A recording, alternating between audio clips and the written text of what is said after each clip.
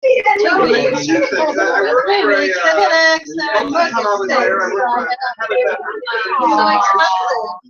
Yeah, the little place over here, it's like 8 bucks for 3 cups of cashew. Well, the pound you can buy from Indian store.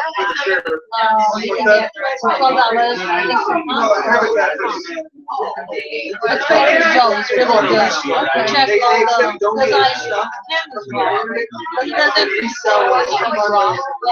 You know, I check during the week, I eat raw all day long, and then sometimes it will meal something. But I love cashew. If it really wasn't for my husband, I probably would be wrong. But he just will not, that did not happen. And he's like, I need a hot meal. And so then I get tempted and it's over. Some of the other stores are mostly set up like warehouses that sell building supplies, appliances, toilets, and stuff like that. Ours was more of a boutique. Yeah, a lot of art, pretty high furniture, lamps, all the profits that the store does. There's a job fair.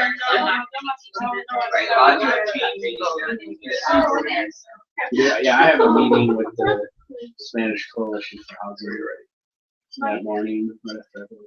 Yeah, sure. All right. Well, good evening, everyone. My name is Hugo Dominguez, and I am one of the organizers for Direct Action Everywhere Chicago. I just wanted to say thank you for coming out today. This is long overdue. Our group has been around for almost 2 years, and we have chapters all over the world. And we've established about 100 different cities in over 20 different countries around the world, and Chicago is just one of them. And basically, what our group consists of is our belief is that every single animal on the planet, regardless of race, gender, sexual orientation, every single animal, human or non-human, has the same right to live safe and happy and free. So what we try to do is we try to replicate our models of activism based on past, effective social justice movements, such as, the women's suffrage movement, such as the Greensboro sit-ins of the 1960s. So what we pretty much do, and Paul's going to go more into detail, what it is that we do. We go into, restaurants, grocery stores, any place that exploits animals, and we bring the voices of their dead bodies next to their bodies where they're being served, and we try to send a message to people that would resonate with them, that is capable of creating a viral, just trying to create something viral. And a lot of our influence is based on social media. So we believe that once we can actually get this message out there into the public, because people are ignoring this. People don't want to look at the reality of what is animal agriculture, what is animal exploitation. Once we can get this out in the public, once we can get a seat in the ring, we can actually win this battle. We can actually, there's no debating animal rights, there's no debating veganism. So, that's basically what Direct Action Everywhere is. And I myself, I've been involved with DxE for over a year. And that's pretty much it. So I want to reiterate, thank you so much for everyone for coming out today. It's so awesome to see so many, compassionate, animal-loving people here. So thank you. Thank you.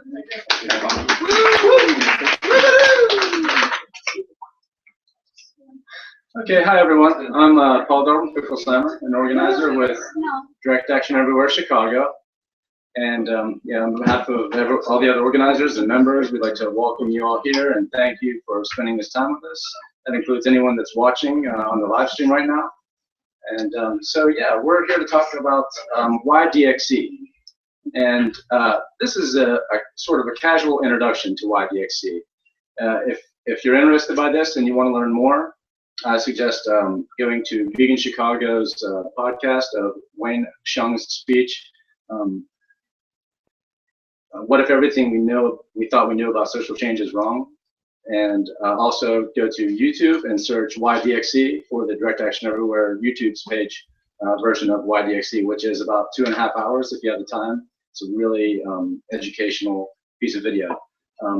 my presentation here might last 10 or 15 minutes, and it's just kind of the broad strokes. And then we'll open it up for questions, and then Lindsay's going to talk to us about how to project your voice and to carry yourself during a disruption or an action.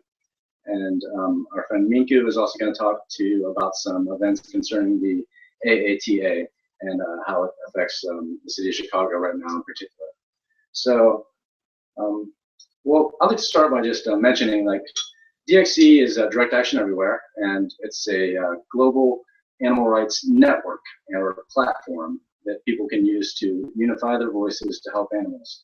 And I first learned of it less than a year ago, and my girlfriend, Araceli, found a Facebook event created by Hugo and Glenn, and she said, oh, there's this like animal rights thing I want to go to. Let's check it out. It's like they're going to disrupt the Chipotle or something. And I thought, oh, okay, you know, whatever. She went, and she came back and she told me about it. And she was like, well, we went into this Chipotle, and we made our presence felt inside, and we spoke on behalf of animals, and you know, and in front of all these people who were eating their lunch.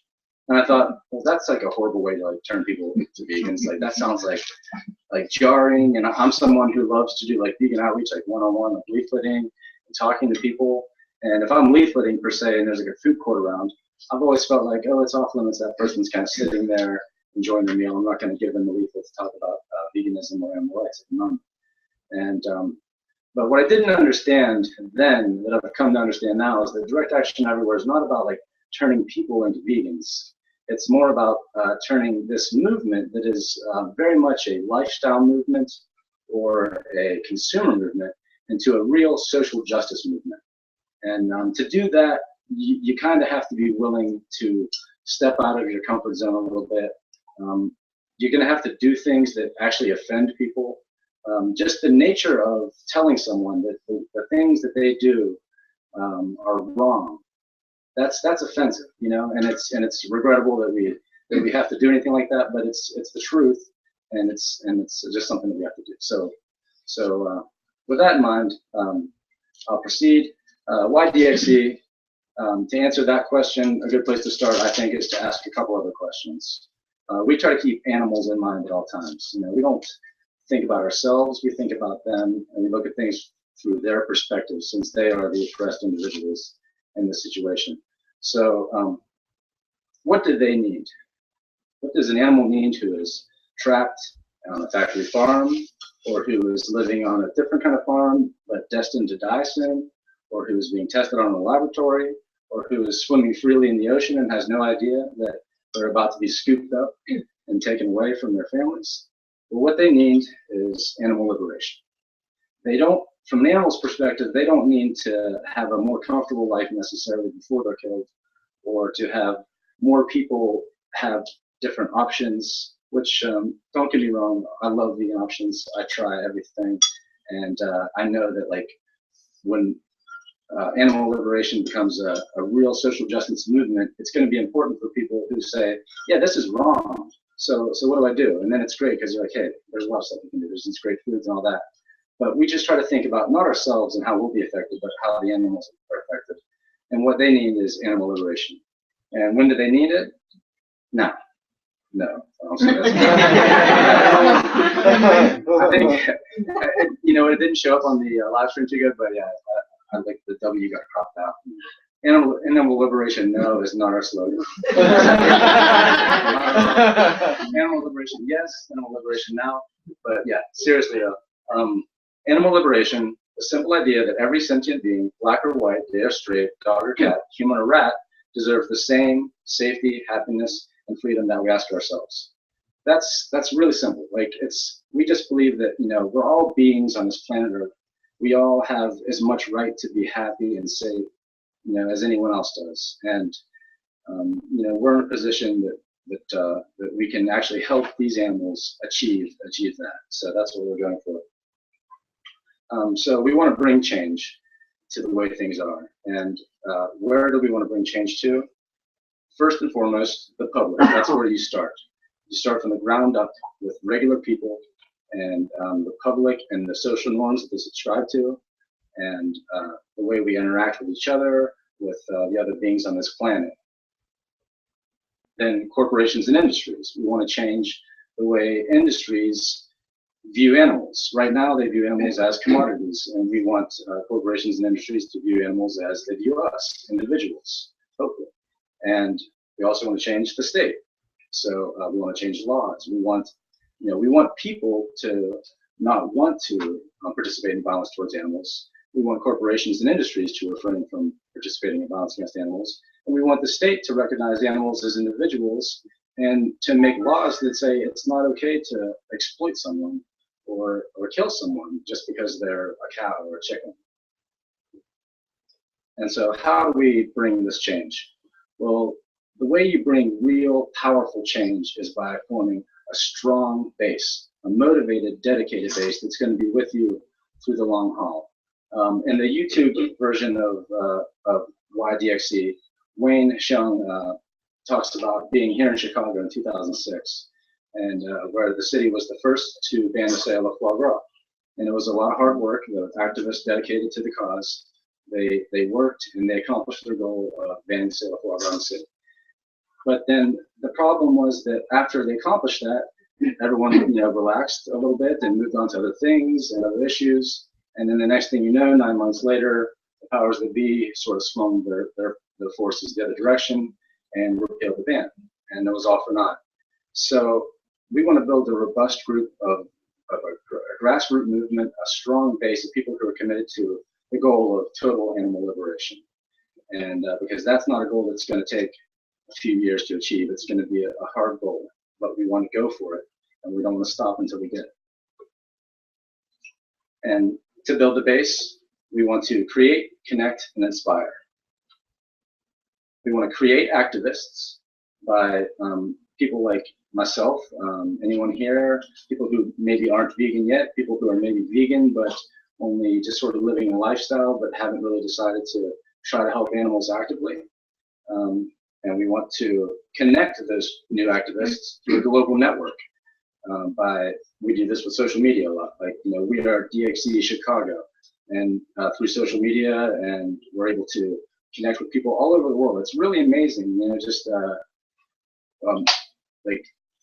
as Hugo mentioned, there were I think 70 cities in 17 countries, but it wasn't that long ago that the numbers were half that. And every month, it seems like, wow, there's this new city in India where a DxE has sprung up and activists are inspired and motivated to participate in this cause. And we want to inspire the activists to take powerful actions. So as we create activists and connect them, we want to inspire each other to do more and to work together and accomplish greater goals and have more success for animals. Then what? Our 5 organizing principles.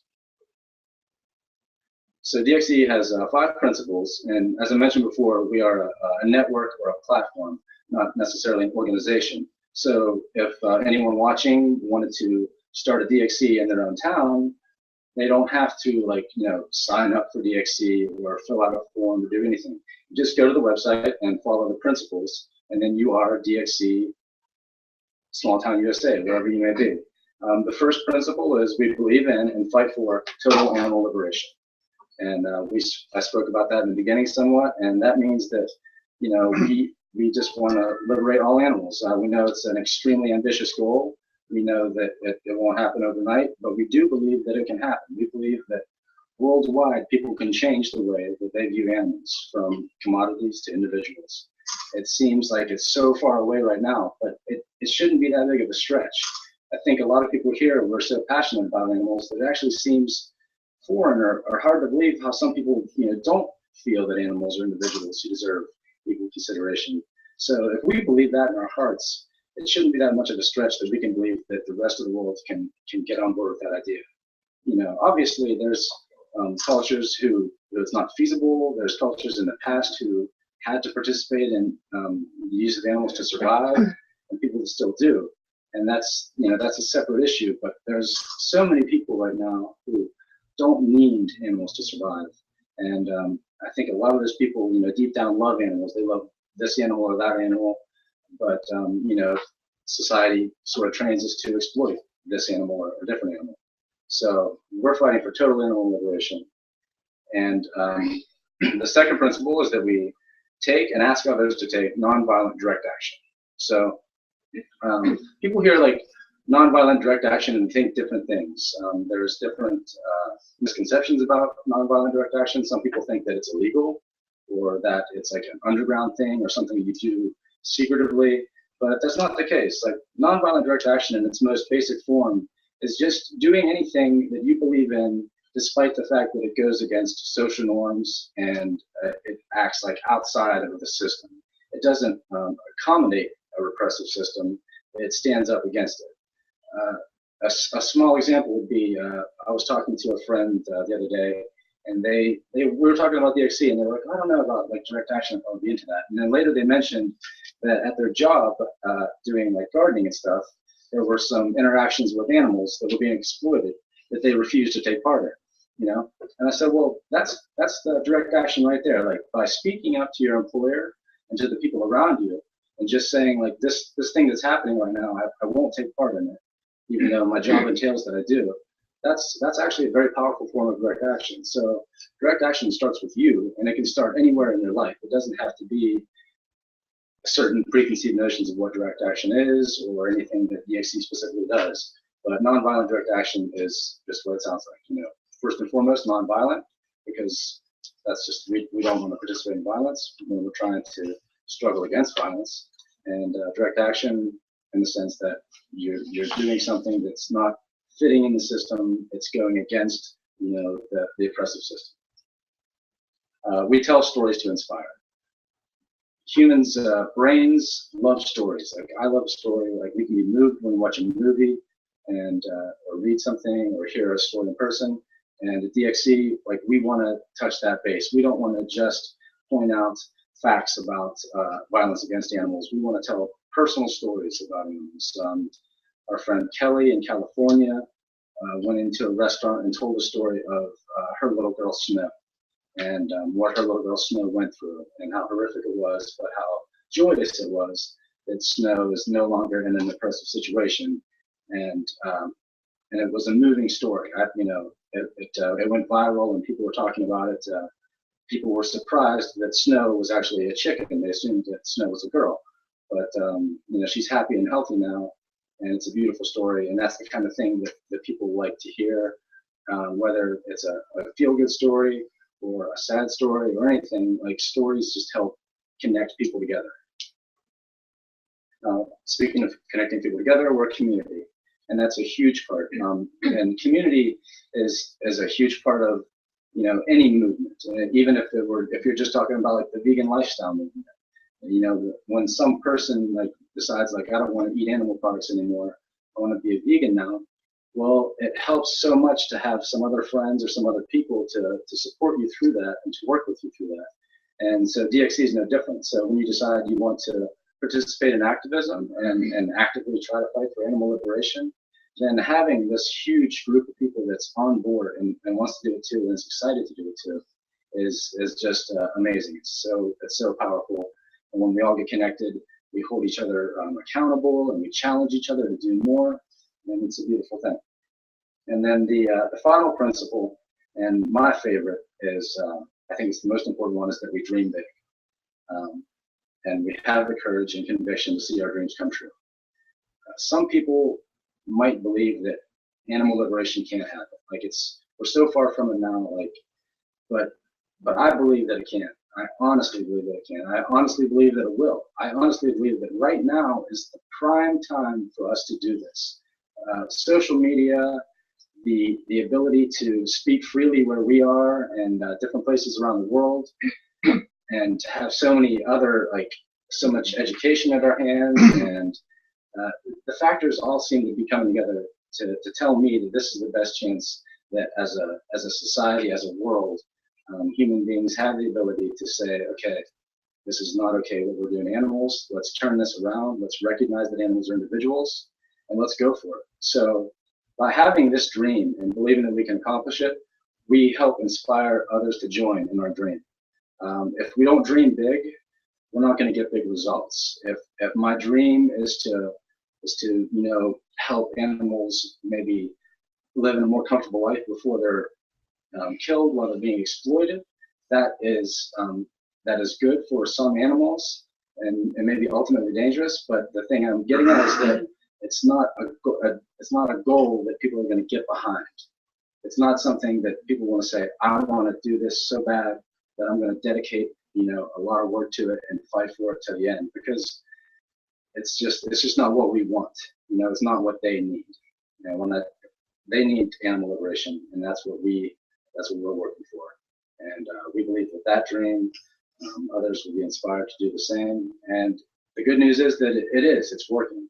Direct Action Everywhere, like Hugo mentioned, is 2 years old, maybe a little more. So we're very much in our infancy, but we've seen huge leaps and bounds and growth, and just changes in attitude and attention in media and the press and talk. We criticism from some sides, praise from others, but just general, just talk, discourse. People talking about like what's the best way, and I'm excited.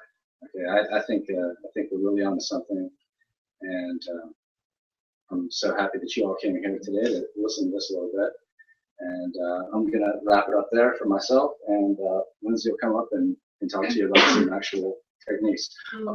Before that, sorry, since I'm just here, would anyone like to ask some questions or? Just a goofy question to put some numbers behind it. How many animals get killed every day? How many animals are in captivity? Has anybody put some big numbers to it? Well, you hear the number 10 billion per year, and so you can do the math. I mean, you can't even put a grasp, like you can't grasp the number. It's ridiculous. It is ridiculous. Yeah. So yeah, all the time, all day, everywhere, animals are being exploited, being killed. Hugo? Yeah, it's actually like about 60 billion around the world, like land animals, and then over 1 trillion sea animals. Hugo said 60 billion land animals around the world, and over 1 trillion when you include marine life, who are the most exploited and the most disregarded, oppressed. Yeah. There are counts on the internet where you get like real-time counts of how many animals of various species get killed. So sometimes the fact that I just have a question about semantics. So I'm just curious. Do you get a lot of comments from people about the term animal liberation?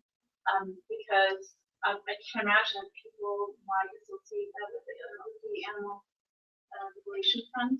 Do we get questions about the term animal liberation because people might associate that with the animal liberation front? I have not experienced a lot of questions along those lines, but I see what you mean, like, because when we talk about notions of what direct action is, some people might think, oh, that's something illegal where you're going someplace and vandalizing something or liberating animals or yeah, so that's something that people might think, but when our direct action doesn't entail that kind of thing. DxE does, though, conduct open investigation, open rescue, where rather than sort of going being quiet about it, you go as Wayne and Priya did. You go to a farm, Petaluma Farms in California, for example, that provides certified humane eggs to Whole Foods. And over the course of a year and a half, you go on 15 different occasions, document what you see, and while you're there, you find some hens who are on the verge of death and desperate need of medical care. You take those hens, get them the medical care they need, give them a new life on a sanctuary, and then when it's all said and done, you don't take responsibility for it under some initials or anything. You say, no, I, Paul, or I, Wayne, I went and I did this, and because I want to show the world what's going on here, and I want to help these animals, and that's that. So you mentioned yourself that you've done some leafleting in the past, and I think a lot of vegans, when they try to think about being more active, that seems to be the first thing to think about, in leafleting. Or there's also kind of, I think sometimes you think about the idea of because we live in a consumer society, voting for dollars. Like we buy enough products for enough industries that promote vegan products. Those two things or things like that themselves are gonna promote change we want. The DxE is doing something a little bit different than that. And so why does DxE think, or maybe do they think that what they're doing or that this kind of movement to try and promote is better than those other methods tried in the past that have been done for many years? So anyone didn't hear, Mauricio asked about someone that might question if like a lot of people participate in leafleting and education and outreach, and they believe that's an effective way to help animals, and also through consumerism, like voting with your dollars, and you pose the idea like, well, why do we think that direct action everywhere is something different than that? Like these things that people have been doing for years, what makes this more effective or different? And I'd start by saying, vote with your dollars, participate in outreach, educate people all you can. That's absolutely, those are like facets that it's going to take. This will be like a multi-pronged approach to help animals, but don't for a second discount what direct action everywhere does when it's a very vital part to bringing actual change. So much education and has been done over the years, so much outreach to relatively small growth or help or progress. If you want to talk about like vegans in America, the percentage might bounce up and down between 1% to 2%, depending on what like study you look at, and that's over 10 years. And then you look at the number of animals killed per year, and that bounces up and down slightly, but it doesn't really change. So while these things are important and they should be done, and they should be done more than they're done right now, not necessarily the consumerism part, but definitely the outreach part, it's really important to do something now that frames this as not a lifestyle movement, but a social justice movement. That these are oppressed individuals who need help, they need respect. It shouldn't be that, hey, check out this lifestyle that we live, it's cool, it's fun, yeah, that's great, but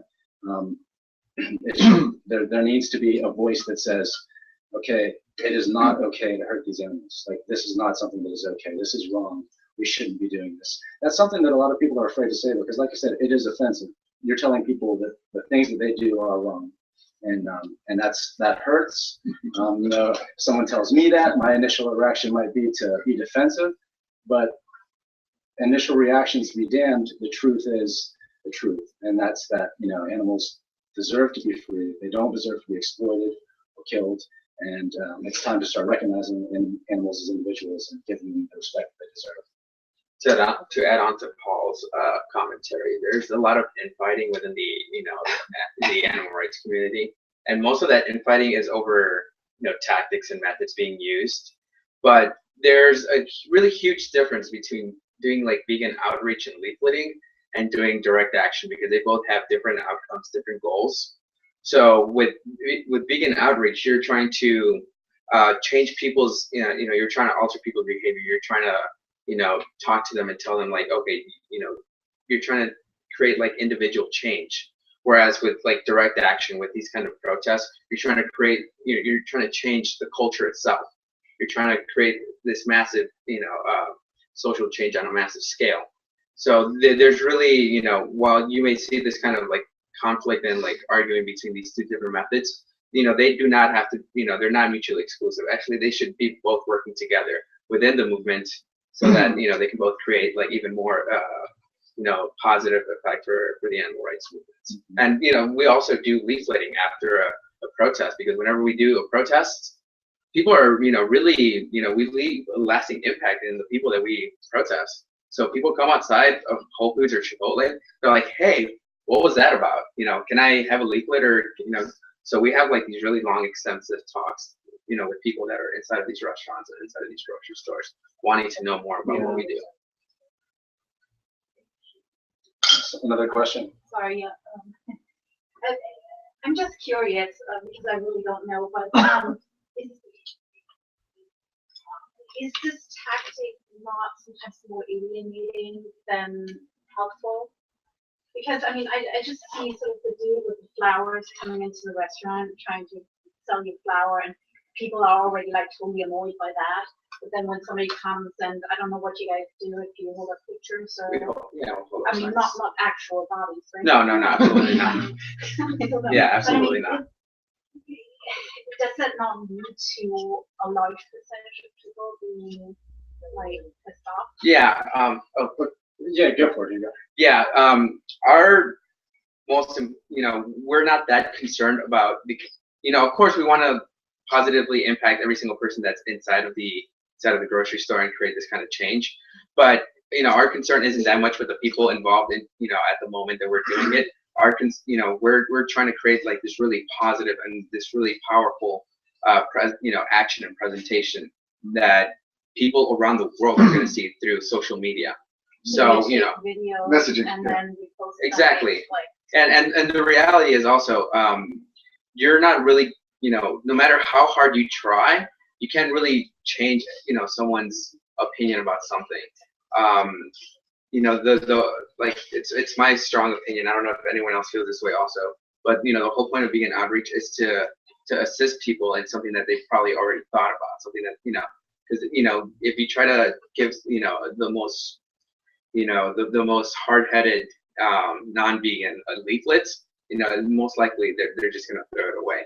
So what we're trying to do is not change people's individual views about animals. We're trying to create this really huge impact in society that will get them to think about animals in a different way. You going ahead? No, that was great.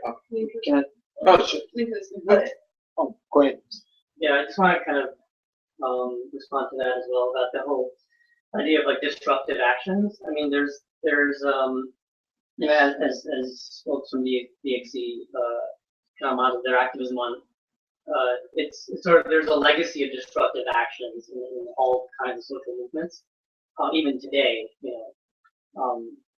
For example, the current Black Lives Matter movement that has grown out of the most recently the situation in Ferguson, Missouri, with the murder of Mike Brown by the police and the police brutality issues, and so that issue and the issue of like primarily Black people being murdered by police all over the country. In Chicago, people have been doing disruptions. I mean, I participated in a bunch of protests and stuff that took over highways and things like that. But people, and all over the country, it's been happening. But people in Chicago, have been doing disruptions. There's a group that does a disruption called Black Brunch. That happens in cities everywhere. Like they will go into like gentrified neighborhoods, like primarily like white neighborhoods, and it'll be primarily people of color going in there and doing a disruption, and they call it Black Brunch, and it's about like pointing out racial inequalities in America, and it's disrupting people's brunch, and that's similar to what DxE is doing, except they're doing it for animal rights. And then there's recently they've been there's a hashtag. You can look up the hashtag train takeover. People have been taking over the CTA trains.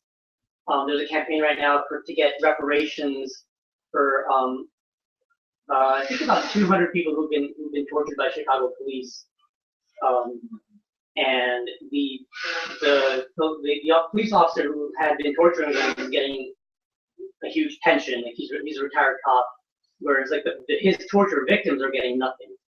So they're doing a reparations campaign. People took over CTA trains, and with it, like while the CTA trains were moving, people just had demonstrations and educated people about what was going on. So these kind of disruptive actions happen all the time in other movements. Whether or not people think they're offensive is, I mean, that's a different issue. But the idea of like disrupting business as usual, whether you're blocking streets or taking some time away, with like drawing people's attention to your cause while they're eating or whatever, like while they're commuting, I think in the long term it has a better impact than just the initial annoyance of having being disrupted. And in terms of like the original question about like, well, aren't people going to be more annoyed or pissed off that you're doing this and you're in their face?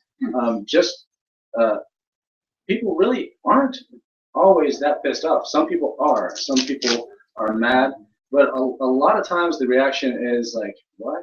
Hey, what are you guys talking about? Like general interest, and that's what we want.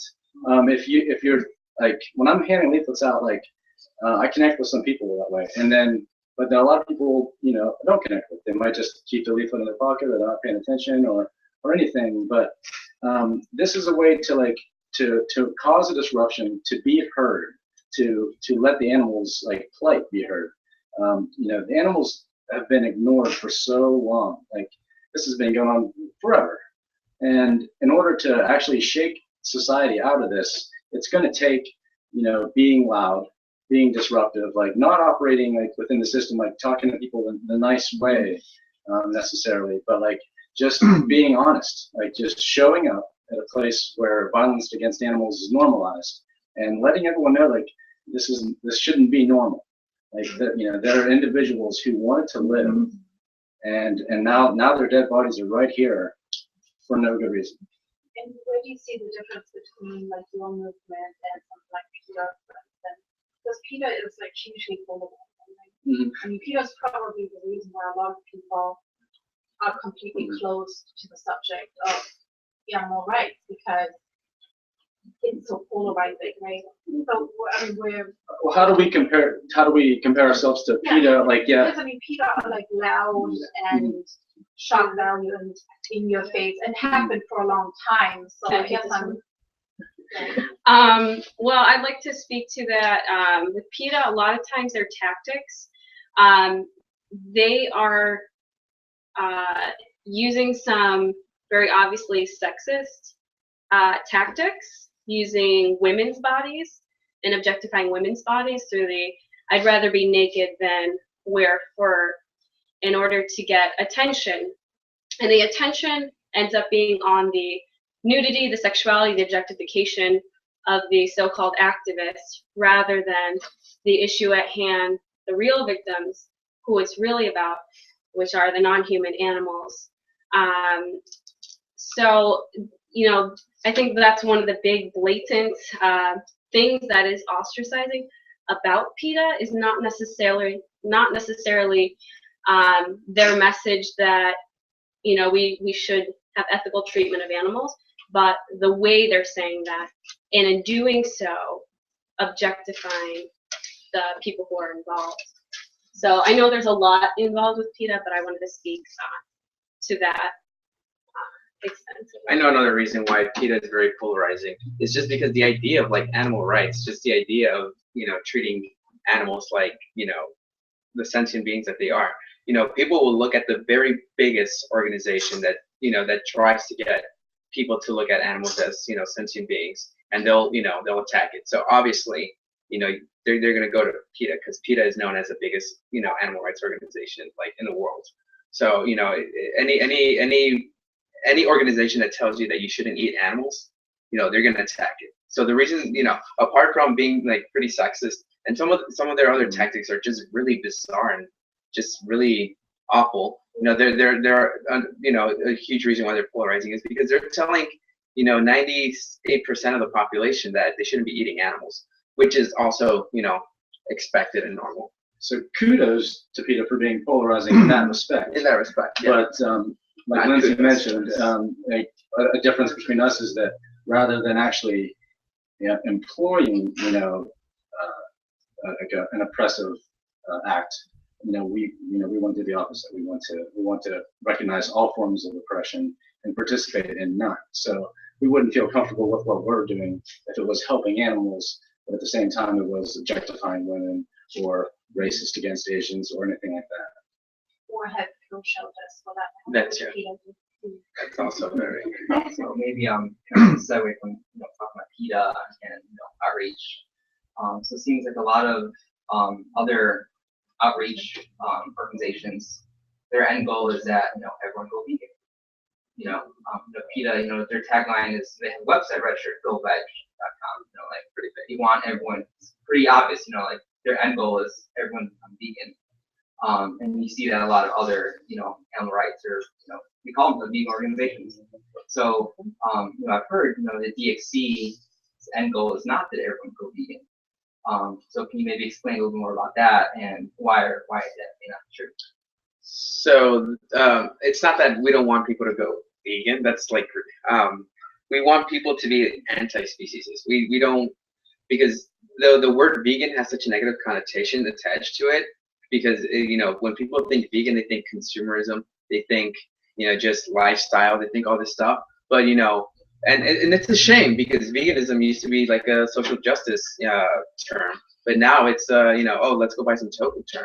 So so that's why we steer away from using the word vegan, and instead we focus on terms like animal liberation, terms like, you know, non-speciesism, and our goal is to you know, like Paul mentioned, disrupt people's everyday lives, create this massive social change on a massive scale. And then once this, you know, once people are forced to look at the issue, once it's being discussed on a, you know, on a global scale, people will have no choice but to either choose, either I go vegan or I'm not vegan.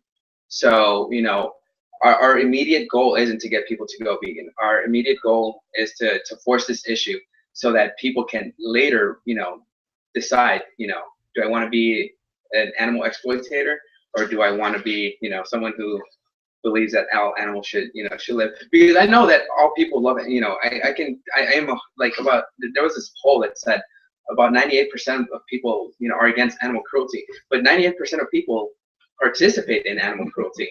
They have this huge disconnect, and it's really important that we, you know, create that connection so that people can understand that there is no humane way to kill an animal that does not want to die. I think also just creating so much tension, and that's, again, historically what Minku was elaborating on with other social justice movements using direct action, creating such a tension that it forces the issue that people have to interact with that. And I know for me, before I was vegan, it was just such an intimidating thought. I knew there was such horror in it that I could not even let myself entertain the idea. So with direct action, you're creating that tension that forces people to think about it, to deal with that. And then, so that's the idea with the society-wide, going back to also the idea of people might be a little pissed off at first, and as Paul was saying, you know, when you feel directly confronted, that might be the initial reaction. But you know, you go home, you think about it, you hear about it, you talk with your friend about it. It becomes something that people can think through speciesism or something. I was just saying, like, it becomes something that people can talk about, because right now, like, it's something that, like, people aren't allowed to talk about at all. If you're putting it up, it's like you're like crazy, and it's like Judging. yeah, Sure. yeah. Yeah. Create also, Yeah. like the culture war. So we're trying to change the social culture so that people can talk about it. Change like the culture where everybody can talk about it, and you're not considered preaching, because people know what you're talking about. People know where you're coming from. Absolutely. Two things, I guess. First, speaking to the other question about like why do things like, you know, all the funeral service and Whole Foods. Yeah. You know, if someone comes to me, like, you know, a guy comes to me at the laundromat and sells me a pair of socks, you know, you go home, wife asks, how's your day? Yeah, fine. You go home and wife asks, how's your day? Well, I saw a funeral at Whole Foods today. You know, you're gonna remember it. You know, you want to make them. Sometimes leaflets, they get lost in the laundry. Sometimes, you know, and if sometimes they're found like what, a month later, you run across it, you know, right. You know, but when this happens, like, you remember the day and it stays with you. Also, I think because one of my problems was when I first started, like, I didn't want to boycott Whole Foods because we get a lot of our, and you know, it had to be made clear to me that we're not, you know, we're not boycotting, you know, Whole Foods. You were just sharing the truth with them, you know, and we're anti-speciesism. We're not anti a particular corporation. Yeah, right now I'll get to you in a second. Right now our campaign is centered around Whole Foods. So the reason that we're targeting Whole Foods is because first of all, they're humane washing. You know, they spent like over $50 million on their recent campaign called Values Matter. So they're like, you know, touting, you know, the way they treat their animals so well. You know, they have all these commercials. There's this really awful, you know, the awful poster inside of their Whole Foods where it says there's a lady holding a chicken and says, know the life that your dinner lived, and it's just so grotesque. It's so messed up. And so, you know, if the reason we target Whole Foods is because whenever you tell people about the cruelty that is involved in animal agriculture, people think, oh, well, you know, I won't buy, you know, factory farm meats. I'm just gonna go buy some humane meats. So by targeting what's known as the best of the best, we're making it clear that there is no humane way to kill an animal. You know, it's just, you know, that does not want to die. You know, so we're targeting the best of the best just to get rid of all the industry, just to make it clear to everyone, you know, there's absolutely no way to exploit animals that do not want to be exploited. So, you know, apart from that, we, you know, DxE also did like a 1.5 year investigation where they, you know, what was it, like 15 times that they investigated this one egg supplier called Petaluma Farms, and what they found in that, you know, it was just the same kind of thing that you would see in a factory farm. No, it's really awful. And even though, you know, they're cage free, you know, they're still in cages, but you know, these cages are cages of flesh. They're like literally cramped together, so close together, and they're, you know, suffering from so much disease, and you know, it's just so much filth. So, you know, we're you know, it also helps us to make it clear, you know, like no matter how well a company says that they treat their animals, it's very likely that that's not the case. So, so to go back to what Mike said, we're not protesting. We're not boycotting Whole Foods. None of our protests are boycotts. You know, you guys can still shop at Whole Foods. I try to avoid it, but I still do occasionally. And but yeah, definitely don't feel like, you know, discouraged to not shop at Whole Foods. You had a question? I was just wondering, you said you've been here, you've been in Chicago for 2 years, right? Oh, so I've that's been in 2 Chicago. years. Oh, sorry. No, the DxE. Oh, DxE, right? yeah. So for 2 years. So during those 2 years, you've only done actually Whole Foods. Have you been going to restaurants too, and have you been doing that? Even though our main focus is, you know, first it started off with Chipotle because they also do humane washing, but and then we recently transitioned to Whole Foods. But another goal of DxE isn't just to get people to do these monthly actions. It's also to empower activists to do these kinds of actions in their everyday life. So I have this tendency now. You know, I was the most shyest person, But you know, now on a daily basis, whenever I'm walking home or, you know, going to work, I'll just go inside of a restaurant and be like, you know, folks, you know, can I have your attention, please? You know, the animals that are being served on your plates, you know, were, you know, brutalized sentient beings that did not want to die. And you know, you know, and it's just so normal to me. I used to dread, like, you know, whenever I would realize, like, oh man, we have this action, I don't want to go. But now it's like I can't get enough of this. I can't, you know, I want to do as many disruptions as I possibly can to try to force this issue as, you know, as the most that I possibly can. So some people go out in small groups, and other times throughout the month, some people do solo disruptions, and it's not necessarily at the target that we're going for on the monthly one. It can be any place that non-humans are victimized and commodified. That's half in Spanish and half in English for yours, or? Oh yeah, sometimes I do mine in Spanish, and you know, whenever I go to like a Mexican restaurant, I'll do it in Spanish. Well, I'm really impressed when you told me that. Oh. Because I was gonna ask Paul, actually, I was wondering, you alluded to the fact that Araceli was the one who went, and then when she came home, you were saying, oh no, I'm not that kind of person. So I'd like to know what really makes you change, you know, just the fact that she convinced you, or was there something that brings out something, the fire in you to be able to, you know, do whatever? Were you also doing what Hugo is doing, going to a restaurant? I'm no Hugo, but I'm working on it. Yeah, but that's a great question. I'll take a step back for a second and elaborate a little more. Like, so the first time Araceli went, this was maybe a year ago, and it's Araceli went, and it was Hugo, Glenn, and Araceli. And then the next time I went, it was Hugo, Glenn, and Araceli, and me, and Kat.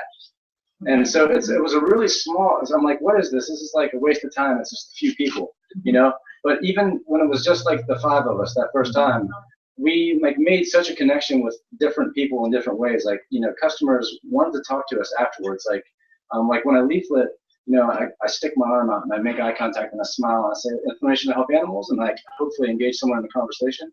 And this was different because like customers were coming up to me and they wanted to know like, you know, what are you guys all about? Like, what's the deal? Like, what's wrong with Chipotle? I thought they were good. Like, if you're a vegan or if you like animals, I thought you would like Chipotle because they treat them better. And I say, no, you know, they don't necessarily treat them better. Like sometimes they treat them as bad as anyone, and no matter what, at the end of the day, they're killing these poor animals.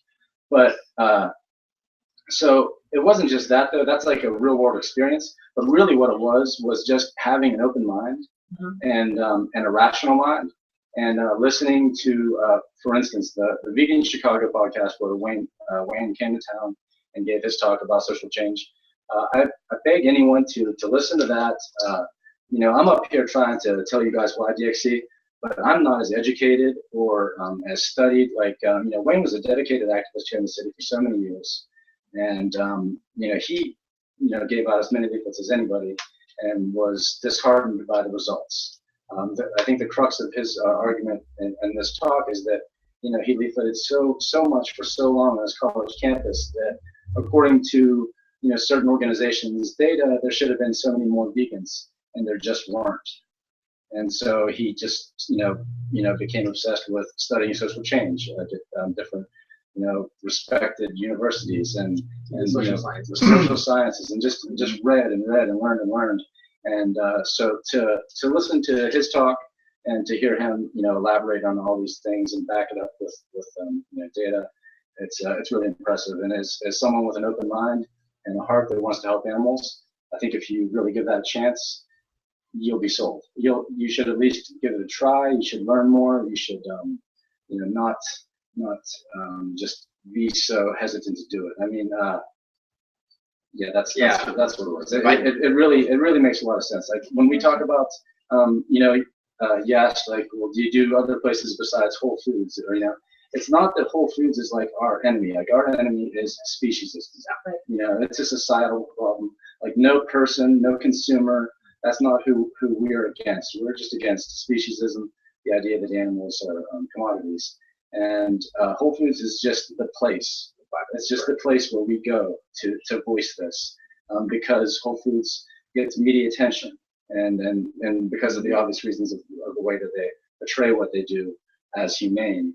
But you know, like what I mentioned before, it was just a few people at first, and now more people do it. Like in January, we set a record. We had like 30 people come out to our first action, and we just want to keep continually doing that. Like we want to empower people to speak up on their own, but ultimately we definitely want to just increase more and more activists, because as much of, you know, a disruption we might be able to cause with just 3 people, you know, we don't want to just fill restaurants. We want to fill city blocks. We want to fill town squares. You know, we want this to be a real, robust, lasting social movement, and to do that, it's not going to just be a few of us inside a restaurant. It's going to keep growing until it's hundreds of us. And at that point, you know, like we want to have the discussion with people right now, but we want Anderson Cooper to have the discussion on national TV. We want people to hear the sides, hear our side, hear from the other side, and talk about it and decide, you know, whose side they're on. Like, you know, what do you want to do? Like, we want people to decide. You know? Do you give people a resource after disruption? Yeah, things they can do. Yeah, we have our own leaflets that our leaflets tend to focus on the animals. Like we're all about the animals, and so a direct action everywhere leaflet might be a picture of a pig, not a brutalized pig or a dead pig, but a happy pig who was once on a farm, but it has been rescued and now lives on a sanctuary, and will tell his or her story. And another example would be we use other organizations' leaflets too, because all of us just do other forms of outreach. So if Sean reaches into his backpack, he's got every leaflet you can imagine for whoever he thinks that might, whatever that person he thinks might go with their way of thinking. So yeah, there's so much education out there. There's so many good resources, so many organizations like working to help people, but we really want to just help the idea of a social justice movement. These animals deserve to live. That's the bottom line. So I'm really impressed with you, and I just wanted to. Does everybody know Jeff? Does everybody been to vegan meetup? Jeff? Oh yeah, we know. Yes, we love Jeff. Yes. Oh, that guy. Yeah. Okay. Like So anyway, so I just want to let you know that even as a child, I've always loved animals because I've always had respect. Somehow deep within me, I knew that they're all beings, right? But the thing is, because of my studies and my background and everything, I've always practiced nonviolence. So by saying that, what you're actually direct action actually have 5 principles. And as I was listening and I was reading the principles, it seems like, it actually talk about those 5 principles actually embody love and nonviolence, right action. But somehow it's like implied that, it's also one of the values is also peace. But here's what happened, okay? I didn't want to come here. The reason I didn't want to come here is because I practice nonviolence. And what happened is Jeff, and I'm pretty sure it's not just Jeff, but a lot of other people actually would go online, go to YouTube, and will actually see this Evie, did he say about 100 YouTube videos? Disruptions, yeah. Yeah, Disruptions, yeah. disruptions. And this was actually, I asked him, I said, this actually happened in Chicago. So we were actually, we were having nice dinner, all 5 of us. And then he showed it to us. It was real disruption. But because I practice nonviolence, right? I talked to Ken, I talked to Evie. We say this is not nonviolence. This is actually because nonviolence, love, truth is actually in thoughts, words, and deeds, and all those 3. And the one that we were seeing in YouTube, the one that he was, he showed us, the one that he's been seeing, were actually in your face. They were actually, one woman was actually got a baby, and they were actually right here next to people who are actually, to me, dinner is sacred.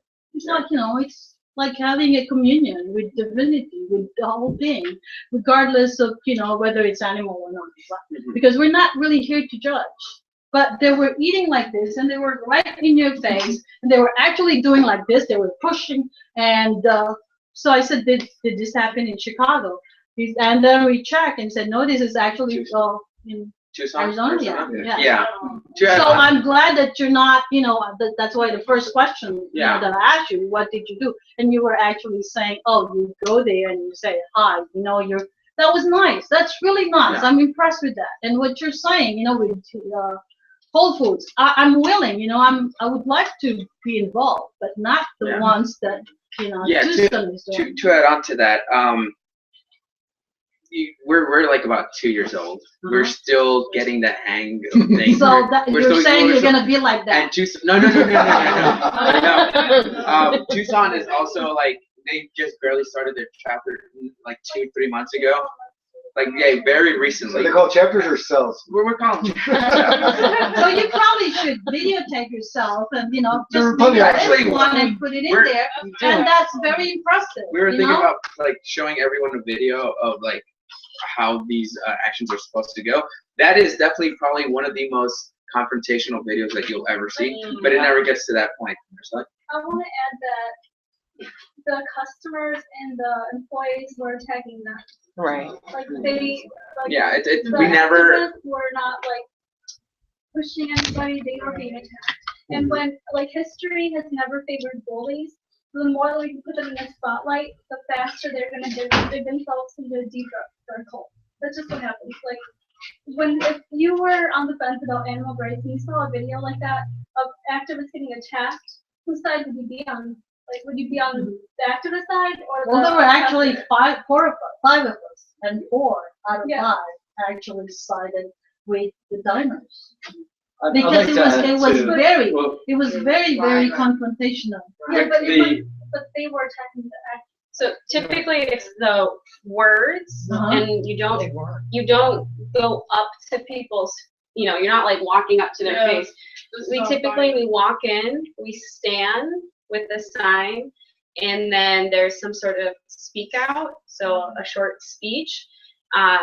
But the workers who are working at the time will come up and ask us to leave, and we do leave.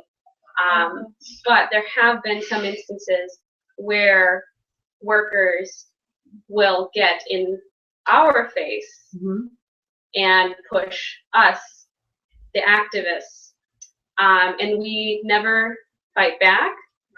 The most we'll say is, please don't touch me. This is assault. But we as activists never physically confront. It's nice. We never physically confront because the workers we're not against the workers. We're not against, the people there. We're against speciesism. So, we don't engage in violence through the direct action. It is nonviolent I'd direct like to action. add too, when you mentioned that, like, violence is in action, but violence is also in words, and that's true. So, but anger, and when directed at a person, that is a use of like violent words, directing your anger at a person. So the thing is, though, what animals go through, and the violence towards animals, anger is an appropriate response, an appropriate emotion to feel. That's actually very healthy to feel sad or angry or somber at what's going on. And the key for conducting like an effective nonviolent direct action is to if you feel angry, express your anger. Absolutely, express your anger, but express it at speciesism. Express it not at a customer, not at a store worker. Customers are just, I was a customer most of my life. Yeah. People at work are doing their job. This is a societal issue. This is speciesism, and that's who we're angry at. We're angry at speciesism, and it's very healthy to express your anger. There's no problem from our point of view to be angry about this and to be loud and to voice your anger, but absolutely to not direct it at an individual who just hasn't had the experiences that any of us have had that have led us to decide not to participate in that kind of thing. So, and at the same time, if you want to, you can disrupt and you can talk nice, you can talk lovingly, you can talk however you want to people. Like the point is to disrupt the speciesism, get your point across, speak, for the animals, say what you come to say, speak from your heart, speak confidently, and hopefully you inspire others. We got Kat. Yeah, basically that's how it's been for me over the almost last 2 years. I started dealing with direct action everywhere in Chicago chapter. We were just starting to get everything situated, finding out about this organization. It's been here the longest. So. And the first one I've done, first disruption I've done was back in March of 2013, so like almost 2 years now since I have been with DxE, and just when the Chicago chapter was starting to form, and I'm actually glad to see a lot of these people around here. Well, it was the first one I did was actually at Dominus, and this was before they closed every one of the stores down. There was one in our Fullerton and Sheffield.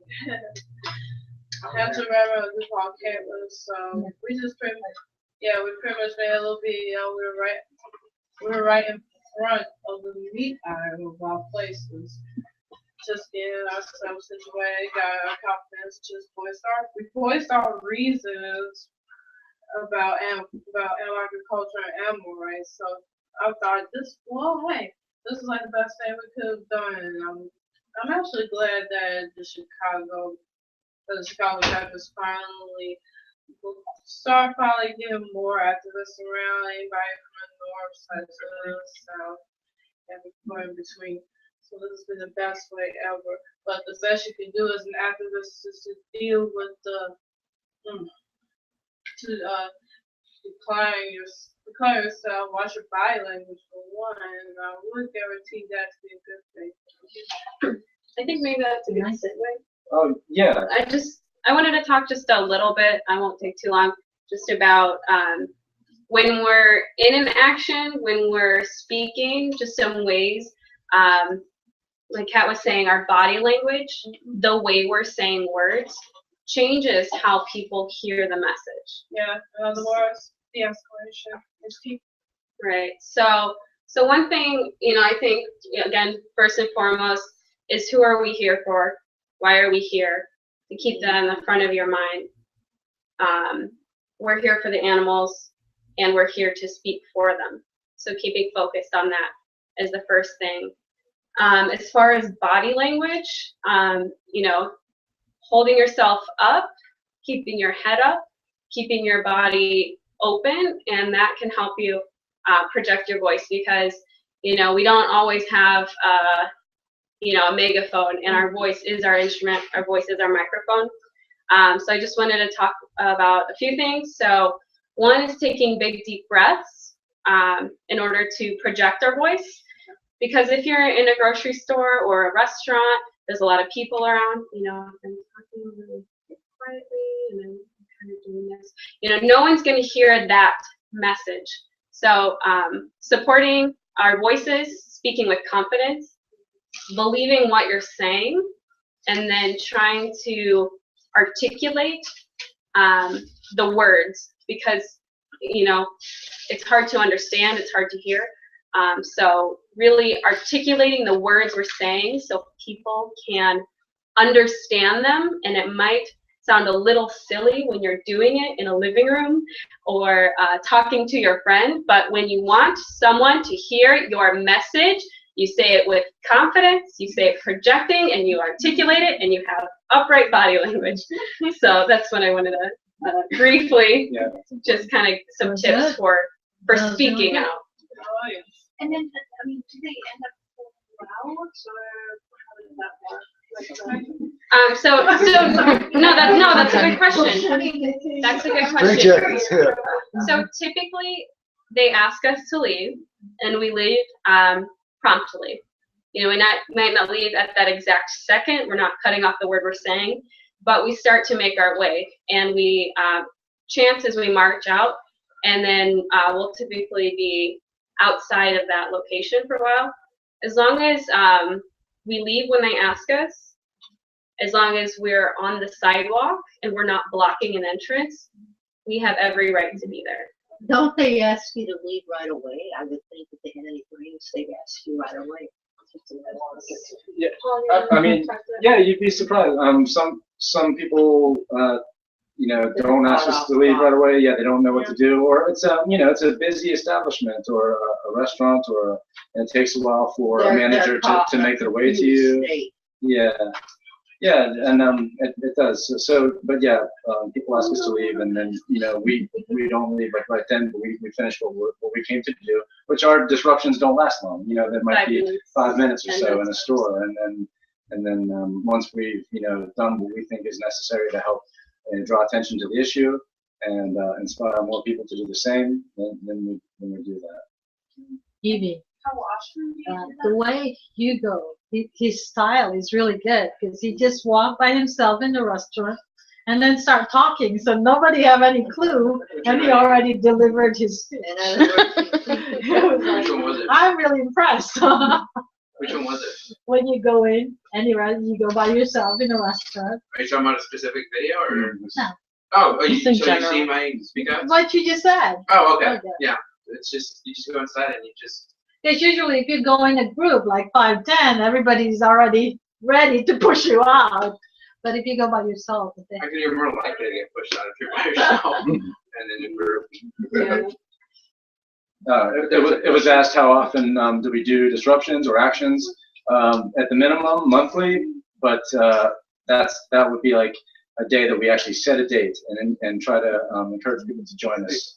And then this year we sort of started doing that more often, like in the month of January it was every weekend to sort of kick off a new campaign focusing on Whole Foods lies.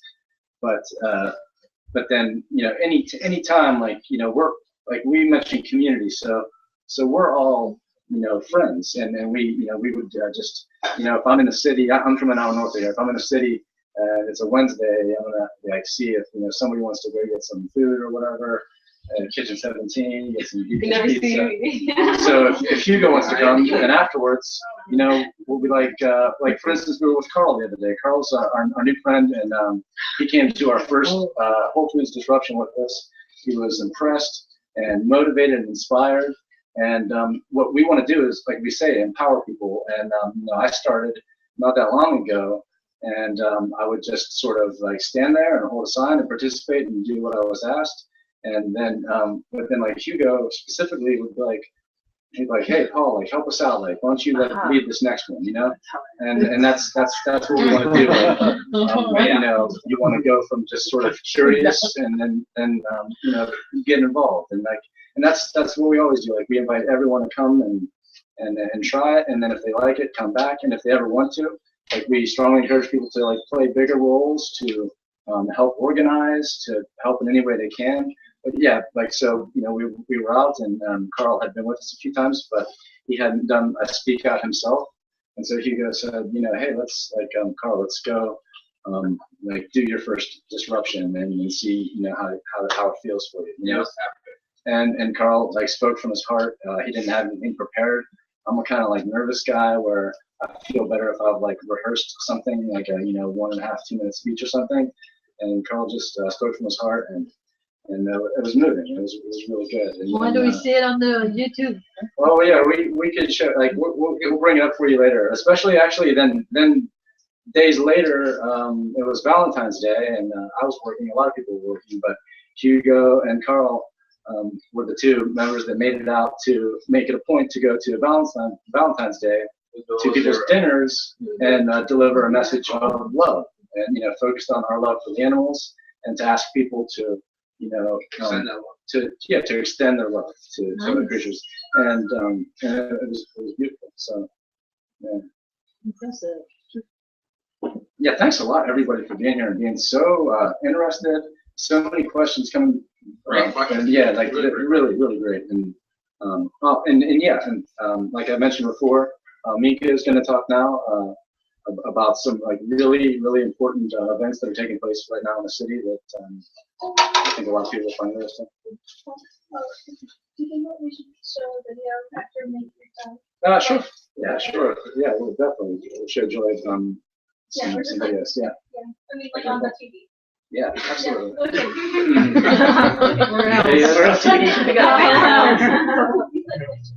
Oh yeah. Okay. Hey guys. My name is Miku. I guess I'm not speaking for DxE for this part. Anyway, I've been a long time activist for a number of things, including animal rights, as well as labor organizing, independent media, environmental issues, all kinds of things. I primarily right now help local activists sort of amplify their message, and primarily through social media and other things. So I'm very interested in what DxE is doing, and I'm here to help where I can. I think, I don't know if a lot of people here know about there's this law that was passed back in, I think, 2006. It was called the Animal Enterprise Terrorism Act. Do you guys know about this? Yes. Anybody who doesn't know about this? Yeah, so it came out of back in 1992. There was a law passed called the Animal Enterprise Protection Act, and what that was is basically a law that made it that, you know, as it sounds, you know, it protected animal enterprises, and it protected them from what they perceived as a threat from animal rights activists. Basically, at the time, it was sort of targeted toward people who do sort of underground land liberation actions. So you mentioned ALF, animal liberation type actions where people are going into like fur farms, taking animals, freeing animals from fur farms. So the fur industry, for example, thinks that that's a huge. They see it as a huge threat to their profits and so on, and they feel threatened when activists do this. So in 2006, this is like the post 9/11 era where everything's terrorism now, right?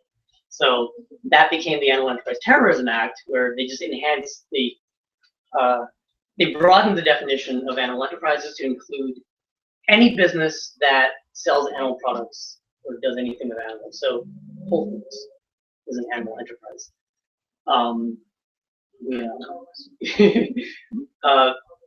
So basically, this law has implications. I firmly believe in free speech, and a lot of what we've been talking about is basically like activists having the right to free speech and engaging in it and using it, right? So part of the Animal Enterprise Terrorism Act basically threatens that, and because the way it's written is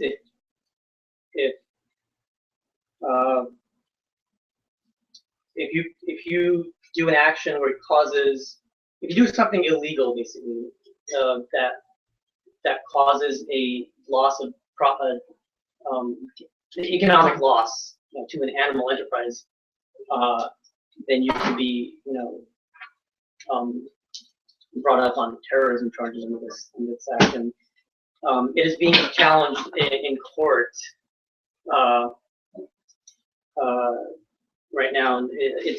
People have tried to challenge this in court before, and it's gotten thrown out. But this past Thursday morning was the first legal challenge to this law, and it has implications not just for animal rights activists. It has implications for all types of activists who do all kinds of non-violent activism where they could face a risk of arrest for anything. Is there a federal or state law? It's a federal law. And I actually would like to sort of get, after this meeting, kind of talked about it more, have like a separate sort of information session about it, because I think more people should know about this, society should know about this, and how unfair it is. But anyway, so this Thursday morning was the first legal challenge to this law that actually made it to a court hearing, and it was centered around two activists who were charged in connection with an alleged liberation of 2,000 mink from a fur farm in downstate Illinois. The activists are from Los Angeles, but they were arrested in Illinois. And so they were charged with like a state crime, which was possession of burglary tools, and then they added the terrorism federal crime on top of that. So basically, essentially, they're being charged as terrorists for, allegedly walking onto a fur farm trespassing, which is not a terrorism, and liberating animals. And so saying these are terrorists. And you think about like the history of all nonviolent social movements. But if it's loss of income, then you say it's loss of income. Yeah, those animals are their property, Mm-hmm. so that they've lost this property, and therefore they're lost of profits and so on. So the government has been arguing like that's terrorism, and the government will also argue that any other loss of profits of any business that deals in animal products can be considered terrorism if they feel like targeting you in that way.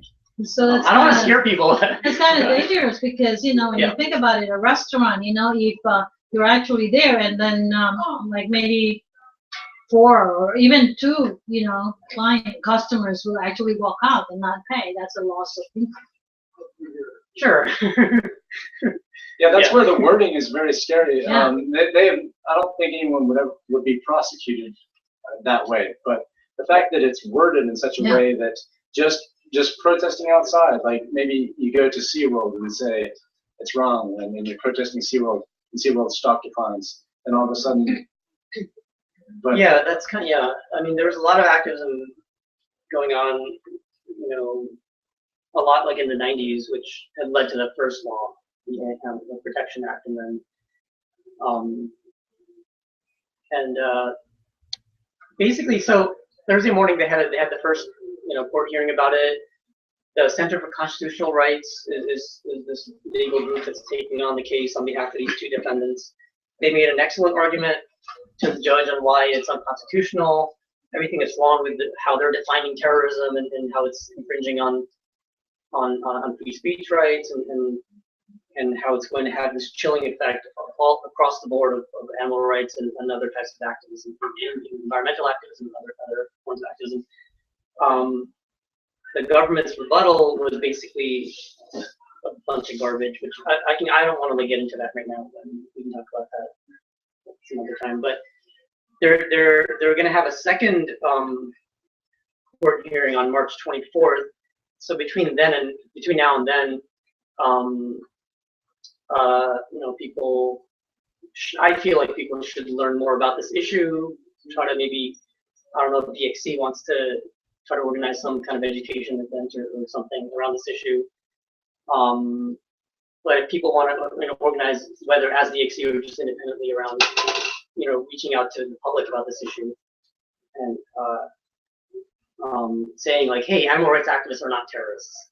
So if you can email it to a lot of people, we can all, post it in our Facebook and, Twitter account and all that. Yeah, but people have been doing people have been using social media. If you guys are on Twitter or Facebook, there's a hashtag against the AETA, and then people will post just make a little poster saying that I'm against the AETA, and right, activists aren't terrorists, and that kind of gets into the public consciousness, and then you start educating people that way.